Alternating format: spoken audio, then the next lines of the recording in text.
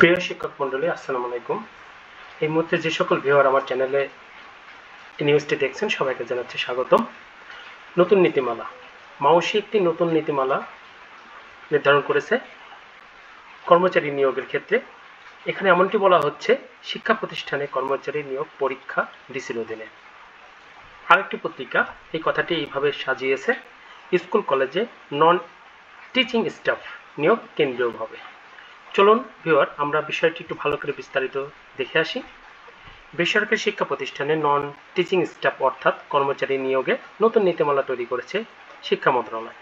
নীতিমালা অনুযায়ী কেন্দ্রীয়ভাবে মাধ্যমিক উচ্চ শিক্ষা অধিদপ্তর মাউসি নিয়োগ কার্যক্রম তদারকি করবে, আর নিয়োগ পরীক্ষা সহ অন্যান্য কার্যক্রম জেলা প্রশাসকের মাধ্যমে পরিচালিত হবে। গত বুধবার 18 জুন শিক্ষা মন্ত্রণালয়ের মাধ্যমিক উচ্চ শিক্ষা বিভাগের অতিরিক্ত সচিব মিজানুর রহমানের কক্ষে আয়োজিত এই সভায় এই সংক্রান্ত অনুমোদন দেওয়া হয়। সভায় উপস্থিত মাধ্যমিক ও উচ্চশিক্ষা বিভাগের কর্মকর্তা জানান, বেসরকারি শিক্ষা প্রতিষ্ঠানের তৃতীয় চতুর্থ অর্থাৎ অফিস সহকারী, অফিস সহায়ক, আয়া, পরিচ্ছন্ন কর্মী, ল্যাব অ্যাসিস্ট্যান্ট ইত্যাদি এই সকল পদ কর্মচারী প্রায়ই নিয়োগে অনিয়ম দুর্নীতি দেখা যায়। প্রতিষ্ঠানের ম্যানেজিং কমিটির মাধ্যমে কর্মচারী নিয়োগ দেওয়ার ক্ষেত্রে অনেক টাকার লেনদেন হয়ে থাকে। এটি বন্ধ করতেই কেন্দ্রীয়ভাবে নিয়োগ কার্যক্রম পরিচালনার উদ্যোগ নেওয়া হয়েছে। এই বিষয়ে পরিদর্শন ও নিরীক্ষা অধিদপ্তর থেকে একটি প্রস্তাব করা হয়েছিল। এই প্রস্তাবের অনুমোদন হয়েছে।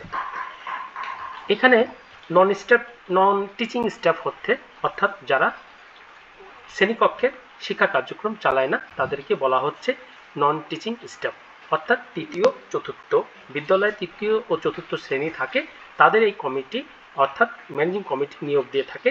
এটি বন্ধ করার জন্যই, এই অনিয়ম দুর্নীতি বন্ধ করার উদ্দেশ্যে বর্তমান সরকার এই প্রস্তাবটি মাথায় নিয়েছে।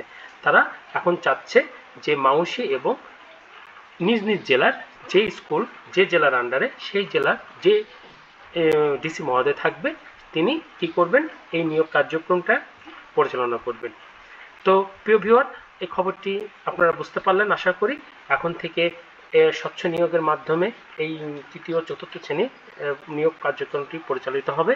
আশা করি আপনারা বিষয়টি অনুধাবন করতে পারবেন। ধন্যবাদ, সবাই ভালো থাকবেন এবং এই চ্যানেলে যারা নতুন এই মুহূর্তে সবাইকে জানাচ্ছি আমার চ্যানেলটিকে সাবস্ক্রাইব করবেন এবং পাশে থাকবেন, একটি করে অবশ্যই লাইক দেবেন। ধন্যবাদ, সবাই ভালো থাকবেন।